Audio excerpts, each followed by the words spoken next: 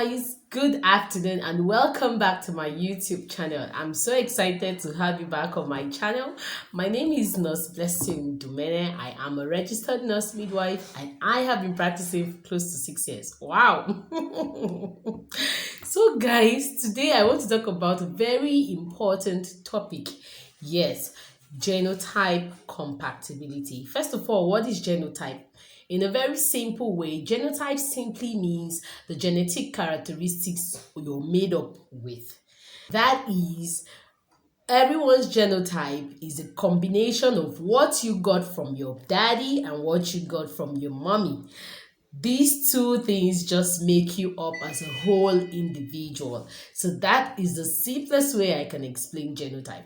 Now, talking about genotype, we have different types of genotype. We have the AA genotype, the AS genotype, the SS genotype, which is the sickle cell anemia genotype. We have the AC genotype, which is very rare or not very common. We have the SC genotype and even the CC genotype. But the most common kind of genotype we will mostly see are the AA, AS, and even the SS. Yeah, these ones are quite common. So, talking about genetic compatibility, especially when you are about to get married, you need to be sure of your genotype. In fact, in some places, they would even demand or request that you repeat that genotype test, even though you have done it before. This is because they want to be very sure that you are taking an informed decision, which is very, very important.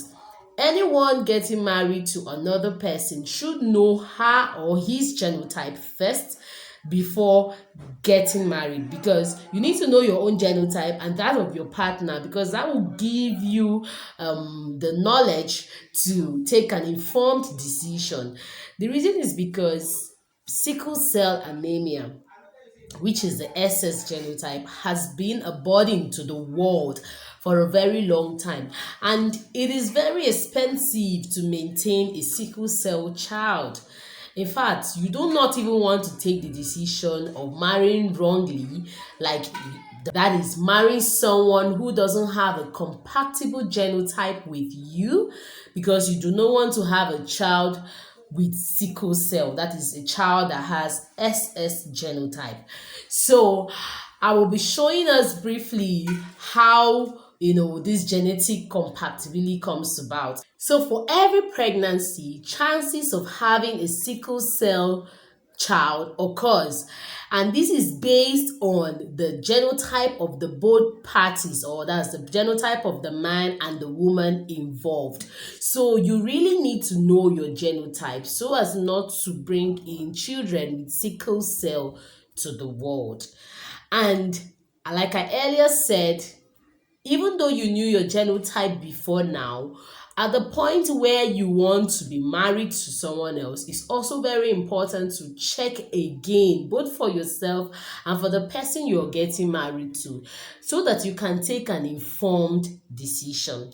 So now we will go to the board and I will show us an illustration of how these chances are being calculated using different genotypes to match. So let's go there. So I mentioned earlier that we have various genotypes. We have the AA, we have the AS, we have the SS, we have the SC, we have CC. So these are the various genotypes that are available. So I want to show you quickly what's cross-matching these genotypes against the other, or what two individuals with any of this genotype, what it will look like, what the outcomes of the children's genotype will look like if they get married. So first of all, let's look at AA getting married to AA. Of course, chances are that all their children will be AA. So this is the man and this is the woman.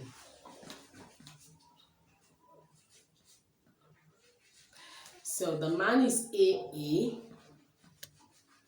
and the woman is AA. So for every pregnancy, there are possibility or chances that each of those gene will combine with the other to give us the outcome of what the children would be. So let's do this cross matching to see what children these people are likely going to give birth to. Please note that these are just chances. Although through genetic studies and research, it has been proven that these chances are really very important because they kind of come to bear most of the times. So this A here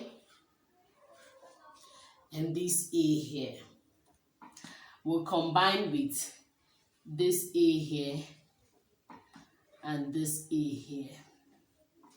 So the first possibility is this combining with this. This will give us AA. So the next possibility is this combining with this, which is AA.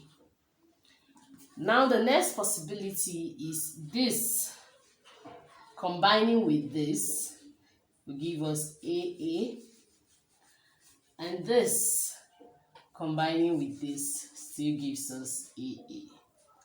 So for a man who is AA and a woman who is AA, all their children, as you can see, are likely or will most likely be AA. So the next possibility is AA getting married to AS. So the next possibility is AA getting married to AS. Now notice that the S means that the person is a carrier of the sickle cell trait. This S stands for the sickle cell trait. So what are the possibilities here? We have A combining with A, giving us AA. We have A combining with S, giving us A and S. We have A combining with A, giving us AA. We have A combining with S, giving us A and S. So you can see that when AA marries AS, there are 50% chances of getting AA babies and 50% chances of getting AS babies, which are carriers. And these two are compatible because, as you can see, there is no SS baby here. So these two are very compatible to get married. So the next possibility is for AS getting married to AS. So what happens here, A will combine with A here to give us AA. A combine with S to give us AS. S will combine with A to give us AS. So I'm careful to use the S, highlight the S, because I want you to really see, how important that is. So S. Then the last possibility is S combining with S to give you S. So guys, look at this.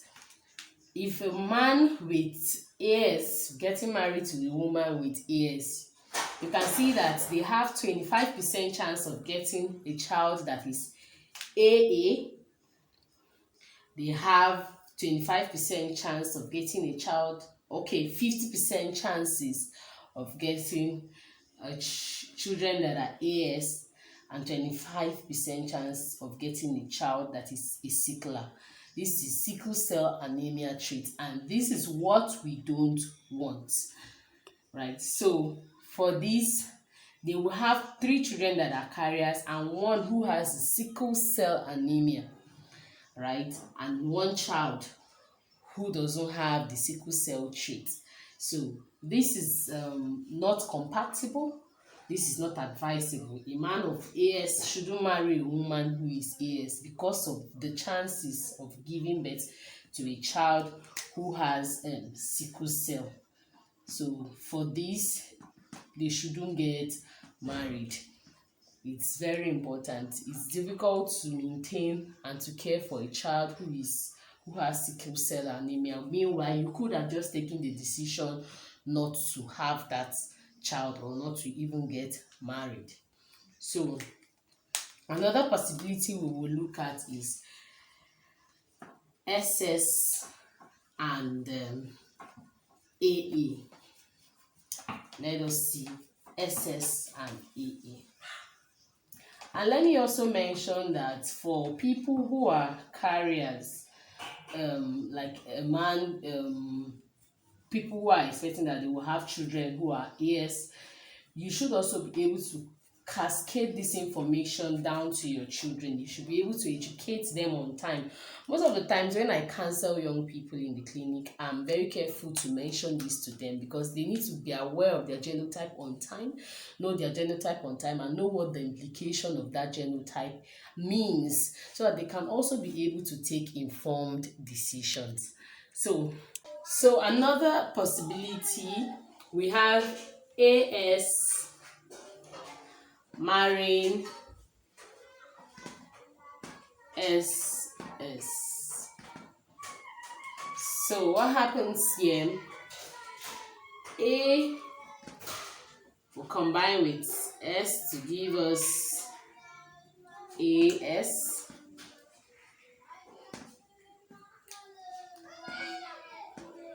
A will combine with.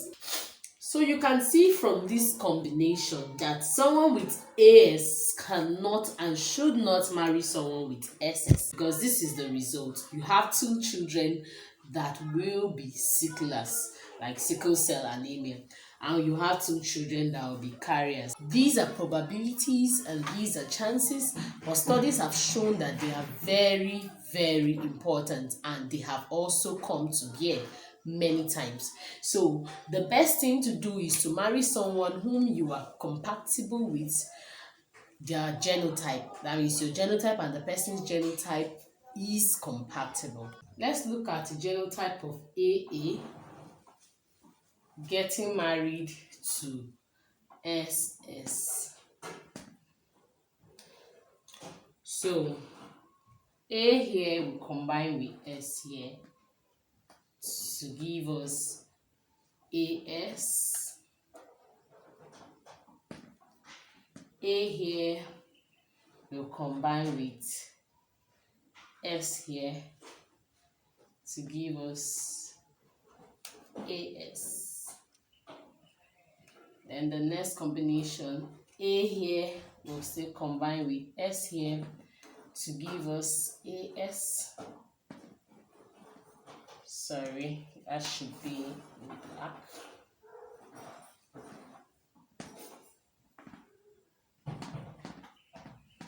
And lastly, A here will combine with S here to give us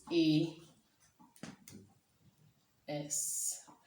So you can see, for someone who is sickle cell anemia, the best option, and will I even say the only option, yes, is to marry someone with AA genotype. The reason is because you will not have any child who has sickle cell anemia here. All the children will be carriers, but it's still better and most compared to having children that are sickle cell.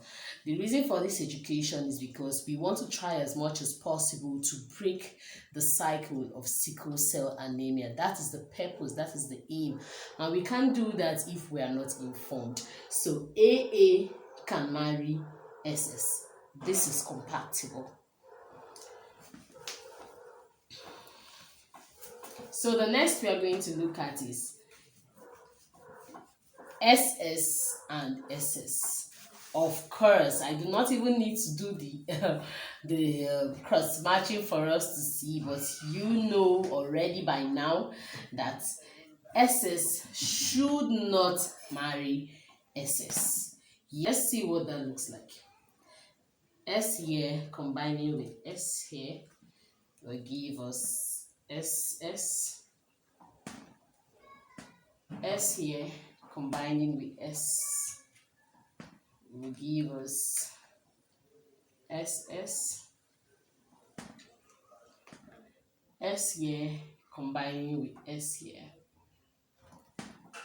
will give us SS.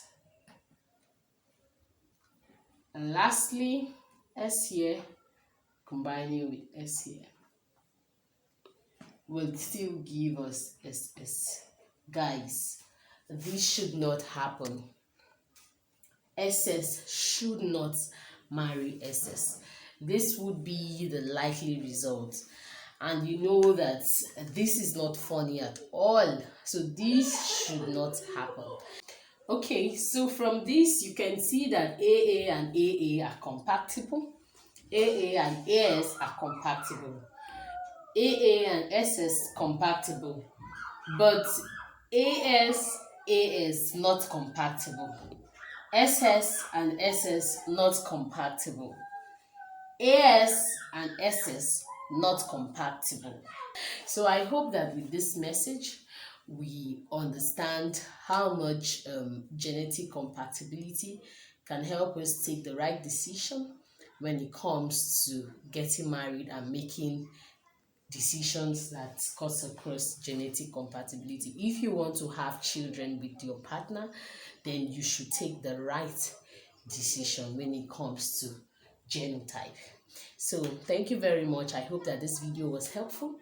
I plead and recommend that you subscribe to our channel. Consider subscribing. If it's your first time of coming, please do subscribe and join the family. I welcome questions and comments in the comment section. Feel free to reach out to me. Thank you and bye for now.